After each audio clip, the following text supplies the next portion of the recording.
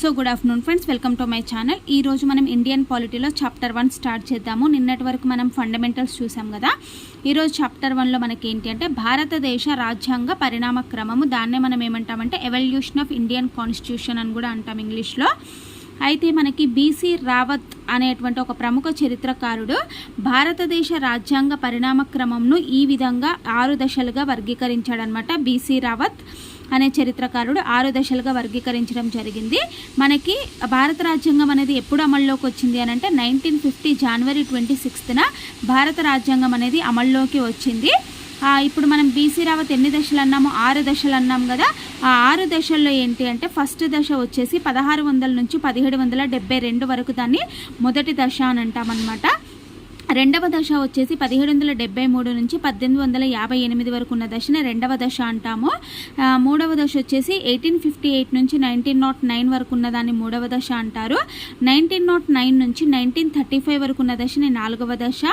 1935 నుంచి 1947 ఐదవ దశ. 1947 నుంచి 1950 ఆరవ దశ అనమాట. మొత్తం బీసీ రావత్ 6 దశలుగా విభజించడం జరిగింది. మనకి భారత రాజ్యాంగం అనేది 1950 జనవరి 26న అమల్లోకి వచ్చిందనమాట. అయితే ఫస్ట్ వచ్చేసి మన 1600 నుంచి 1772 మొదటి దశ గురించి చూద్దాము. అయితే ఫస్ట్ ఏంటి అని అంటే మనకి భారతదేశానికి బ్రిటిష్ వారి రాక, అంటే మన ఇండియాకి బ్రిటిష్ వాళ్ళు ఎలా వచ్చారు అనేది చూద్దాము. అయితే మనకి 1599లో భారత్లో వ్యాపారం నిర్వహించుకోవడానికి ఇంగ్లాండ్ రాణి అయినటువంటి ఎలిజబెత్ నుండి అనుమతి పొందినటువంటి కంపెనీ ఏంటి అంటే మర్చెంట్ ఆఫ్ అడ్వెంచర్స్ అనే కంపెనీ అనమాట. సో వీళ్ళు 1599లో భారత్లో, ఇండియాలో మేము వ్యాపారం చేసుకుంటాము అని చెప్పేసి ఇంగ్లాండ్ రాణి అయినటువంటి ఎలిజబెత్ నుంచి వాళ్ళు పర్మిషన్ పొందారనమాట ఈ కంపెనీ వాళ్ళు. సో మరి వాళ్ళకి అనుమతి ఎప్పుడు వచ్చింది అంటే 1599లో అడిగితే వీళ్ళు అనుమతి పొందిన సంవత్సరం వచ్చేసి 1600లో వీళ్ళకి అనుమతి అనేది వచ్చింది. అయితే వీళ్ళు 1608లో సూరత్లో వ్యాపార నిర్వహణకై జహంగీర్ నుంచి, అప్పుడు జహంగీర్ ఎవరు అంటే మనకి మొఘల్ సామ్రాజ్యంలో జహంగీర్ ఉన్నాడు కదా, అతను అనమాట. అయితే 1608లో వీళ్ళు సూరత్లో వ్యాపార నిర్వహణకై మొఘల్ సామ్రాజ్య రాజు అయినటువంటి జహంగీర్ నుంచి అనుమతి పొందినటువంటి బ్రిటిష్ ఈస్ట్ ఇండియా కంపెనీ రాయబారి ఎవరు అంటే విలియం హకిన్స్. అంటే 1608లో ఇండియాలో ఉన్నటువంటి సూరత్లో వ్యాపారాన్ని నిర్వహించుకుంటామని చెప్పేసి పర్మిషన్ అడిగినటువంటి బ్రిటిష్ రాయబారి ఎవరు అని చెప్పేసి మనకు అడుగుతారు. విలియం హకిన్స్ అనమాట. ఎవరిని అడిగాడు అంటే జహంగీర్ని అడిగారనమాట. జహంగీర్ మొఘల్ సామ్రాజ్యంలో ఉన్నటువంటి రాజు. అయితే విలియం హకిన్స్కి జహంగీర్ ఇచ్చినటువంటి బిరుదు ఏంటి అంటే ఖాన్ అనమాట. ఈ విలియం హకిన్స్ వచ్చాడు కదా బ్రిటిష్ రాయబారి, అతడికి జహంగీర్ ఖాన్ అనేటువంటి బిరుదును కూడా ఇవ్వడం జరిగింది. ఇంకా ఏంటి అని అంటే మనకి 1608లోనేమో విలియం హకిన్స్ కదా పర్మిషన్ అడిగింది. అక్కడ ఏంటి అని అంటే సూరత్లో మాత్రమే వ్యాపారం చేసుకోవడానికి. కానీ 1615లో శిస్తు చెల్లించి దేశంలో ఎక్కడైనా వ్యాపారం చేసుకోవచ్చు అని చెప్పేసి జహంగీర్ నుంచి అనుమతి పొందినటువంటి బ్రిటిష్ ఈస్ట్ ఇండియా కంపెనీ రాయబారి ఎవరు అంటే థామస్ రో అనమాట. అంటే 1608లో వచ్చేసి విలియం హకిన్స్ పర్మిషన్ తీసుకున్నాడు. ఎక్కడ అంటే ఓన్లీ సూరత్లో మాత్రమే వ్యాపారం చేసుకోవడానికి. ఆ రాజు ఎవరంటే జహంగీరే.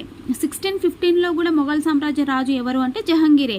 కానీ అనుమతి పొందిన అప్పుడేమో ఓన్లీ సూరత్లో ఒక్క దగ్గరే, ఇప్పుడు మాత్రం దేశంలో ఎక్కడైనా వ్యాపారం చేసుకోవచ్చు అని చెప్పేసి జహంగీర్ నుంచి అనుమతి పొందినటువంటి బ్రిటిష్ ఈస్ట్ ఇండియా కంపెనీ రాయబారి ఎవరు అంటే మనకి థామస్ రో అనమాట. ఓకేనా. అట్లాగే మనకి 1639లో మూడవ వెంకటపతి రాయ్ నుంచి బ్రిటిష్ ఈస్ట్ ఇండియా కంపెనీ కొనుగోలు చేసిన ప్రాంతం ఏంటి అంటే మద్రాస్ అనమాట. ఓకేనా. అంటే వాళ్ళు ఒక్కొక్క ప్లేస్ని వీళ్ళు ఆక్యుపై చేస్తూ వచ్చారనమాట బ్రిటిష్ వాళ్ళు. ఓకేనా. 1608లోనేమో సూరత్లో వ్యాపారం చేసుకుంటామన్నారు. 1615లోనేమో దేశంలో ఎక్కడైనా చేసుకుంటామని చెప్పారు. ఇప్పుడు 1639లో మూడవ వెంకటపతి రాయ్ నుంచి బ్రిటిష్ ఈస్ట్ ఇండియా కంపెనీ కొనుగోలు చేసినటువంటి ప్రాంతం ఏంటి అంటే మనకి మద్రాస్ అనమాట. మద్రాస్ ప్రాంతాన్ని వీళ్ళు మూడవ వెంకటపతి రాయ్. ఓకేనా. సో వీళ్ళు ఏంటంటే విజయనగర రాజు అనమాట. సో 1639లో విజయనగర రాజు అయినటువంటి మూడవ వెంకటపతి రాయ్ నుంచి బ్రిటిష్ ఈస్ట్ ఇండియా కంపెనీ కొనుగోలు చేసిన ప్రాంతం ఏది అంటే మద్రాస్ అనమాట. ఈ మద్రాస్ కొనుగోలులో మధ్యవర్తిత్వం చేసింది ఎవరు అంటే దామర్ల వెంకటాద్రి సోదరులు అనమాట. అయితే భారతదేశంలో బ్రిటిష్ వారు మొట్టమొదట నిర్మించినటువంటి కోట ఏంటి అంటే సెయింట్ జార్జ్ కోట. ఈ కోట అనేది మనకి మద్రాసులో ఉందన్నమాట. ఎప్పుడు అంటే 1639 ఆగస్టు 22న ఈ సెయింట్ జార్జ్ కోట మద్రాసులో వీళ్ళు నిర్మించడం అనేది జరిగిందనమాట. అంటే మొట్టమొదటగా వీళ్ళు నిర్మించిన కోట సెయింట్ జార్జ్ కోటనే. అలాగే 1668లో పోర్చుగీసు వారి నుంచి వైవాహిక సంబంధాల ద్వారా బ్రిటిష్ వారు పొందినటువంటి ప్రాంతం ఏంటి అంటే బాంబే అన్నమాట. అయితే 1668లో ఏం చేశారంటే బ్రిటిష్ వాళ్ళు పోర్చుగీస్ వాళ్ళతో వైవాహిక సంబంధాలు ఏర్పరచుకున్నారనమాట. ఆ వైవాహిక సంబంధాల ద్వారా బ్రిటిష్ వారు పొందినటువంటి ప్రాంతం ఏంటి అంటే అది బాంబే అనమాట.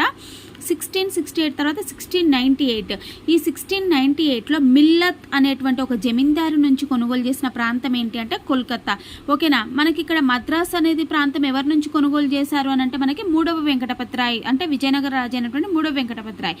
1698లో వచ్చేసి ఏంటంటే మిల్లత్ అనేటువంటి జమీందారు నుంచి వీళ్ళు కొనుగోలు చేసిన, బ్రిటిష్ వాళ్ళు కొనుగోలు చేసిన ప్రాంతం ఏంటి అంటే కోల్కతా. మరి కోల్కతాలో బ్రిటిష్ వారు నిర్మించిన కోట ఏంటి అంటే మనకి విలియం కోటను నిర్మించడం జరిగింది. అట్లాగే 1717లో బ్రిటిష్ ఈస్ట్ ఇండియా కంపెనీకి ఫ్రీ దస్తక్, దాన్నే మనం బంగారు ఫర్మానా అంటాము, జారీ చేసినటువంటి మొఘల్ చక్రవర్తి ఎవరు అంటే ఫారూక్ సియార్ అనమాట. అంటే 1717లో బ్రిటిష్ ఈస్ట్ ఇండియా కంపెనీకి ఏం ఇచ్చారు అని అంటే బంగారు ఫర్మానాన్ని జారీ చేశాడు ఈ మొఘల్ చక్రవర్తి అయినటువంటి ఫారూక్ సియార్ అనమాట. సో ఫ్రీ దస్తక్ లేదా బంగారు ఫర్మానా అంటే ఏంటి అంటే ఎలాంటి శిస్తు చెల్లించకుండా దేశంలో ఎక్కడైనా వ్యాపారం నిర్వహించుకునే స్వేచ్ఛను పొందడం.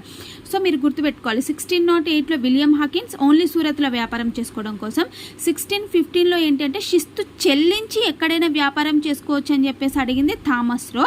ఇక్కడ వచ్చేసి ఏంటి అంటే ఈ బంగారు ఫర్మానా అంటే ఏంటి అంటే ఎలాంటి శిస్తు చెల్లించకుండా వీళ్ళు భారతదేశంలో ఎక్కడైనా కూడా వ్యాపారం నిర్వహించుకునే స్వేచ్ఛను వీళ్ళు పొందారనమాట 1717లో. సో భారతదేశంలో బ్రిటిష్ సామ్రాజ్య స్థాపనకు నాంది పలికిన యుద్ధం ఏంటి అంటే ప్లాసీ యుద్ధం 1757లో. అంటే ఇండియాలో బ్రిటిష్ వాళ్ళ సామ్రాజ్య స్థాపనకు నాంది పలికిందనమాట ఈ ప్లాసీ యుద్ధం 1757లో. సో ప్లాసీ యుద్ధంని ఏమంటారు అంటే కలకత్తా చీకటి గది ఉదంతం అని కూడా అంటారనమాట. అంటే వాళ్ళందరినీ కూడా ఒక చీకటి గదిలో పడేసి చంపారు కాబట్టి దాన్ని కలకత్తా చీకటి గది ఉదంతం అంటారు. సో బ్రిటిష్ సామ్రాజ్య అభివృద్ధికి నాంది పలికిన యుద్ధం ఏంటి అంటే బక్సార్ యుద్ధం. ఇక్కడ గుర్తుపెట్టుకోండి, బ్రిటిష్ సామ్రాజ్య స్థాపించడానికి నాంది పలికింది ప్లాసీ యుద్ధం అయితే 1757లో, బ్రిటిష్ సామ్రాజ్య అభివృద్ధి అంటే డెవలప్మెంట్కి నాంది పలికిన యుద్ధం ఏంటి అంటే బక్సార్ యుద్ధం, ఇది 1764లో అనమాట. ఓకేనా. సో బక్సార్ యుద్ధం యొక్క సారాంశం ఏంటి అంటే అలహాబాద్ ఒప్పందం అనేది జరిగిందనమాట. అంటే అలహాబాద్ ఒప్పందం ఏంటి అంటే నెలకు 3 కోట్లు బ్రిటిష్ వాళ్ళకు ఇవ్వాలన్నమాట. సో అదే ఒప్పందం అనమాట అలహాబాద్ ఒప్పందము. అలహాబాద్ ఒప్పందం అనేది బక్సార్ యుద్ధం ద్వారా జరిగింది. అలాగే భారత్లో బ్రిటిష్ ఈస్ట్ ఇండియా కార్యకలాపాలపై ఇంగ్లాండ్ పార్లమెంటుకు రహస్య నివేదిక సమర్పించింది ఎవరు అంటే జనరల్ బుర్గోయిస్ అనమాట. అంటే ఇండియాలో ఉన్నటువంటి బ్రిటిష్ కార్యకలాపాలపై ఇంగ్లాండ్ పార్లమెంటుకి ఒక రహస్య నివేదిక అనేది అందించారనమాట. అంటే బ్రిటిష్ వాళ్ళు ఇలా వ్యాపారం చేస్తున్నారు, వీళ్ళకి ఇంత ప్రాఫిట్ వస్తుంది, ఇవన్నీ వీళ్ళ యొక్క మొత్తం కార్యకలాపాలపై రహస్య నివేదిక సమర్పించింది ఎవరు అంటే జనరల్ బుర్గోయిస్ అనమాట. అట్లాగే 1772లో కలెక్టర్ పదవిని ప్రవేశపెట్టింది ఎవరు అని అంటే వారన్ హేస్టింగ్ ప్రవేశపెట్టడం జరిగిందనమాట. 1765లో బెంగాల్, బీహార్, ఒరిస్సాలలో దివానీ అంటే ఆదాయము, న్యాయ వ్యవహారాల్లో హక్కుల అధికారం అనేది వీళ్ళకి లభించిందనమాట 1765లో. సో మనం రేపటి క్లాస్లో వచ్చేసి రెగ్యులేషన్ యాక్ట్స్ అనేవి చూద్దాం, రెగ్యులేటింగ్ చట్టాలు అనేవి చూద్దాం అనమాట. ఓకేనా. సో ఇది ఈరోజు క్లాస్ ఎలా అనిపించింది అనేది మీరు ఒక లైక్ కామెంట్ ద్వారా నాకు తెలియజేయండి. ఇంకా ఎవరైనా నా ఛానల్ని సబ్స్క్రైబ్ చేసుకోకపోతే ప్లీజ్ నా ఛానల్ లైక్ చేయండి, షేర్ చేయండి, సబ్స్క్రైబ్ చేయండి. ఓకేనా. So thank you very much.